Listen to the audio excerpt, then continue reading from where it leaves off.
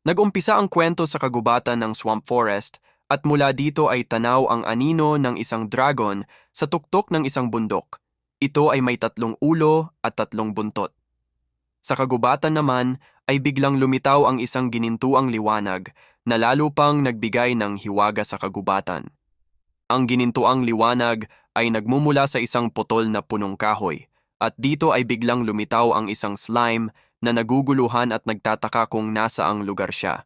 Dito ay naaalala niya na siya ay nagbabasa lamang ng isang manga patungkol sa alamat ng mushroom, ngunit mukhang nakatulog siya nang hindi niya namamalayan at pagising niya ay nasa nakakatakot na kagubatan na siya. At dahil doon ay napagtanto niya ang isang bagay na labis na nagpagulat sa kanya, hindi kaya ay namatay ako at muling isinilang sa ibang mundo? Tanong niya. Pagkatapos nun, ay agad siyang kumalma at inisip kung ano ang dapat niyang gawin. At dito nga ay naisip niya na kung ganun nga ang nangyari ay dapat makahanap siya ng paraan upang makasurvive siya sa lugar na ito. Pagkatapos niyang magpalingon-lingon sa paligid, ay bigla siyang sumigaw ng malakas, "Hello! May tao ba dyan? May nakakarinig ba sa akin?" Sigaw niya.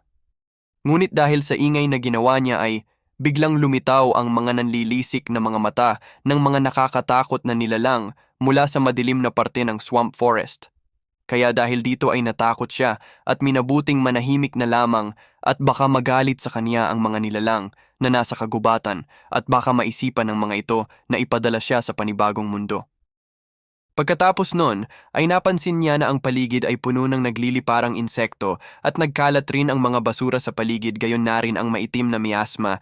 Dagdag pa niya na kahit na ganon ay komportable siya sa lugar na to.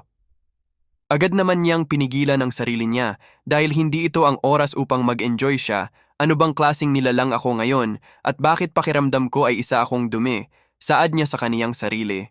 Bigla namang nagpakita ang isang status window sa harapan niya na agad niyang ipinagtaka. Mula sa status window ay nakita niya na isa siyang level 1 na slime mold. Nakalagay rin sa kaniyang achievement ay isa siyang mahinang nilalang. Siya rin ay may kakayahan bilang isang decomposer.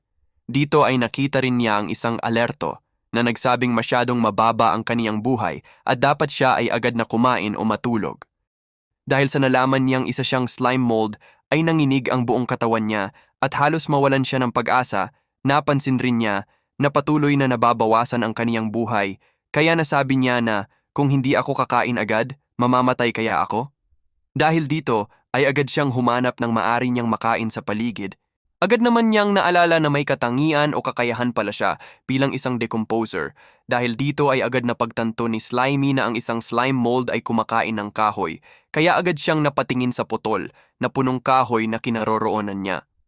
Dito ay nasabi na lamang niya na susubukan niyang kainin ang potol na punong kahoy. Agad na kinain ni Slimy ang punong kahoy dahil dito ay nalaman niya na ganito pala kumain ng isang slime mold. Inisip ko lamang na kainin ang punong kahoy. Ay agad nang nag-stretch ang katawan ko ng mag-isa at nag-umpisa itong i-decompose ang target. At ang lasa ng punong kahoy ay hindi na rin masama para itong isang soggy biscuit. Dito ay patuloy pa ring nagde-decompose itong si Slimy upang muling mapuno ang kaniyang HP o buhay. Lumipas ang 15 minuto ay natapos ng kumain si Slimy at dito nga ay mukhang nabusog itong munting slime at nakita rin natin na naging level 2 na siya at ang buhay niya ay nasa 35 na puntos na. Ngunit nakalagay rin sa kaniyang status window na sa loob ng isang oras ay wala siyang makukuhang experience points sa pag-decompose ng punong kahoy. Biglaan namang nagpakita ang panibagong alerto na nagsabing nakakuha ka ng isang skill enhancement points at ang mga skills na maaari mong ma-enhance ay ang decompose na kasalukuyang nasa level 6 at ang pulsation na nasa level 2. Dahil dito ay nagulat si Slimy at nasabi niyang, isang skill point? Alam ko kung ano ang decompose pero ano naman kaya itong pulsation? At dahil gustong malaman ni Slimy ang kayang gawin ng skill na pulsation, ay dito niya nilagay ang nakuha niyang skill enhancement points. Dito nga ay naging level 3 na itong pulsation at agad na naramdaman ni Slimy ang pagbabago sa kaniyang katawan at agad na nagliwanag ang mga cells sa kaniyang katawan na para bang lumakas ang mga ito. Dahil dito ay agad na nalaman ni Slimy na ang pulsation pala ay ang paglikha ng protoplasm sa loob ng kaniyang katawan na dumadaloy ng paatras at paabante.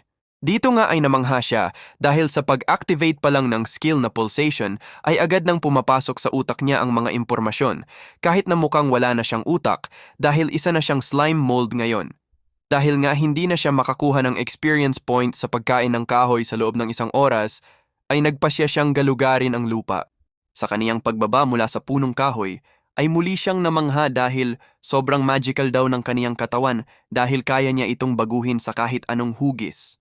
At habang bumababa itong si Slimy, ay may nakita siyang isang mushroom at dahil dito ay nasabi niya na ang mga tao ay napupunta sa kabaong kapag kumakain sila ng bagay na hindi nila alam at nagiging sanhi ng pagkalason, ngunit iba ang isang slime mold. Dahil sinasabi ng kaniyang instinct na isang delicacy ang mushroom na nasa harapan niya ngayon. Dahil dito, ay agad nang gumapang ng dahan-dahan itong si Slimy na parabang isang uod habang hinahanap niya ang pinakamaikling daan papunta sa mushroom. At sa wakas ay nagawa na ngang makalapit ni Slimy dito sa mushroom na gusto niyang kainin. At mula dito, ay ginapang na nga ni Slimy ang mushroom mula sa puno hanggang sa pinakatuktok nito.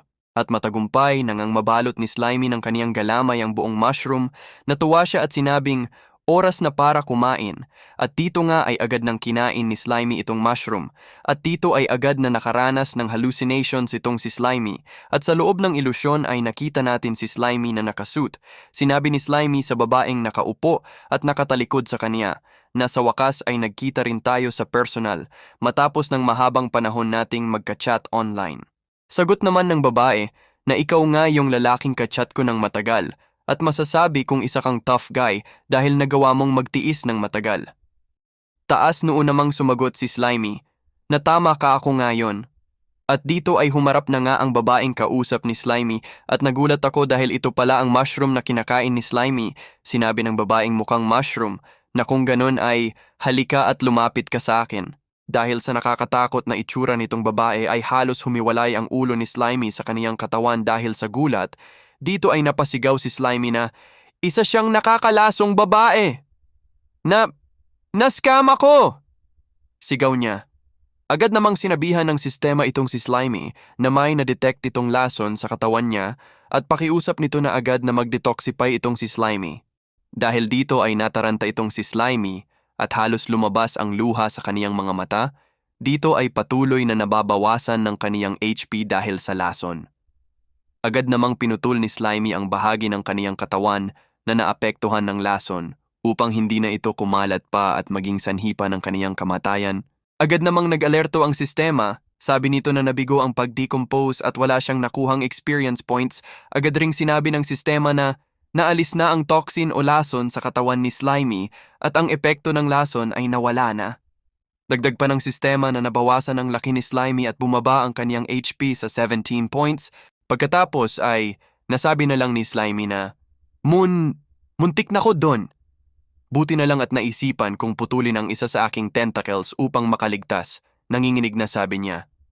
Pagkatapos ay agad niyang tiningnan ang mushroom at napansin niya na nagawa niyang ma-decompose ang maliit na bahagi nito. Kaya nasabi niya na lamang na pagbibigyan niya muna sa ngayon ang mushroom. At magantay lamang ito dahil babalikan niya ang mushroom kapag nakarecover na siya. Dito nga ay bumalik itong si Slimy sa putol na troso upang dito magpahinga at i-decompose na rin itong troso upang bumalik ang HP niya. At pagkatapos nga ng 15 minutes ay halos kalahati na lang ang naiwan sa troso dahil nga sa pag-decompose dito ni Slimy. At dito nga ay talagang nabusog itong si Slimy at muli na ring bumalik sa 35 points ang HP niya at sa loob ng isang oras ay hindi siya makakakuha ng experience points sa pag-decompose ng kahoy o troso. At dahil nga full HP na siya, ay muli na siyang naghanda upang balikan yung mushroom na lumason sa kanya. At dito nga muling gumapang itong si Slimy papunta sa nakakalasong mushroom upang tapusin ang nasimulan niyang pag-decompose dito. Sa di kalayuan ay natanaw na ni Slimy itong nakakalasong mushroom at ang balak ni Slimy dito ay ede-decompose niya ito ng pakunti-kunti at pagkatapos ay puputulin niya ang parte ng kaniyang katawan at babalik sa may troso upang mag-recover at pagkatapos ay babalikan niya muli itong mushroom hanggang sa ma-decompose na niya itong buong mushroom. At nang makarating na itong si Slimy sa mushroom ay agad na niya itong binalot ng kaniyang katawan at dito ay sinabi ni Slimy na basta may sapat akong oras ay siguradong magagawa kung ma-decompose ka. Pagkatapos ay inumpisahan na niya ang pagdecompose at dahil dito ay muli siyang napunta sa isang ilusyon. Sa loob ng ilusyon ay sinabi ng babaeng mukhang mushroom na, "Ito na ang pang-8 beses na pagbalik ni Slimy upang i-decompose siya. Hindi ka pa ba susuko?" Tanong nito kay Slimy. Biglaan namang pinusasan ni Slimy itong babaeng mushroom na ikinagulat nito at nagtataka ito kung ano ang nangyayari at dito nga ay nakita natin si Slimy bilang isang pulis at sinasabihan itong mushroom na inaaresto kita sa salang pagkakaroon ng pangit na pagmumuka at paglason sa akin. Bumalik naman ang mga pangyayari sa labas ng ilusyon at dito ay matagumpay ng ma-decompose ni Slimy ang buong nakakalasong mushroom.